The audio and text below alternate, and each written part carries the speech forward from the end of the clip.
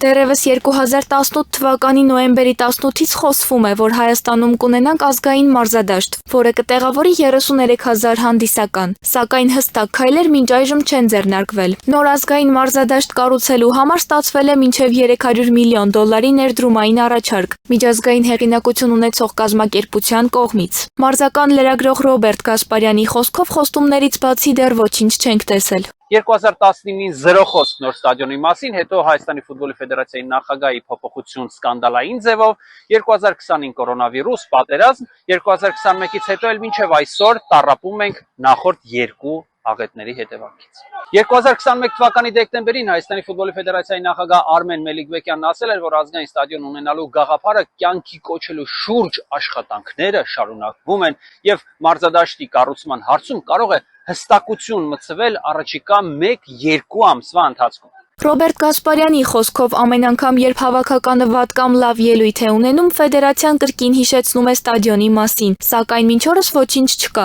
եւ զրո տեղաշարժ է կատարվել։ Կառավարության նիստում նշվել է, որ Վանաձորի գործող մարզադաշտը, որը նախատեսված է 3000 հանդիսականի համար եւ վաղուց այլևս չի շահագործվում նպատակային ձևով, ամբողջությամբ կվերակառուցվի։ Նոր մարզադաշտի տարողունակությունը կհասնի 11000 հանդիսականի, իսկ UEFA-ի ստանդարտներին համապատասխանության կարգավիճակը կբարձրանա երկրորդից մինչև 4-րդ կարգ, ինչը թույլ կտա անցկացնել միջազգային բարձրակարգ խաղեր։ 2024 թվականի հունիսի 5-ի Երևան ժամանեց Լևան Կոբիաշվիլին ու հայտարարեց, որ Հայաստանի ֆուտբոլի ֆեդերացիայի հետ աշխարհի մինչև 20 տարեկանների առաջնությունն անցկացնելու հայտ է ներկայացվում Վրաստանի հետ։ Արմեն Մելիքբեկյանն իհարկե ասաց, որ կառուցվելու են խաղադաշտեր, ենթակառուցվածքներ եւ այլն, եւ այլն, եւ այլն։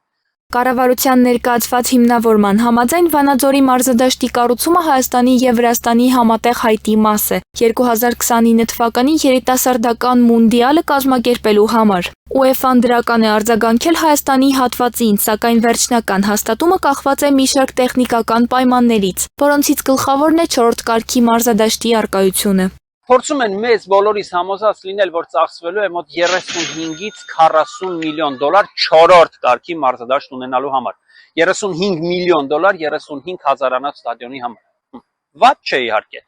Մենակ թե մի հատ նյուանս կա։ Կողքի Վրաստանում, Բաթումիում բոլորովին վերջերս կառուցել են 20 հազարանոց մարզադաշտ, որն արժեցել է պետությանը 44 միլիոն դոլար։ Մարզադաշտի հիմնաքարը դրվել է 2018-ի հունվարի 18-ին, շինաշխատանքներն էլ ավարտվել են 2020 թվականի հոկտեմբերի 27-ին։ 2.5 տարի մոտավորապես։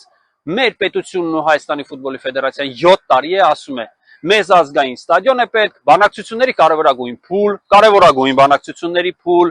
շփշվածնելով մեր ականջին, բայց միևնույն ժամանակ ոչինչ չեն անում։ Իսկ Վրաստանում ասում են ստադիոն սարքենք ու սարքում են։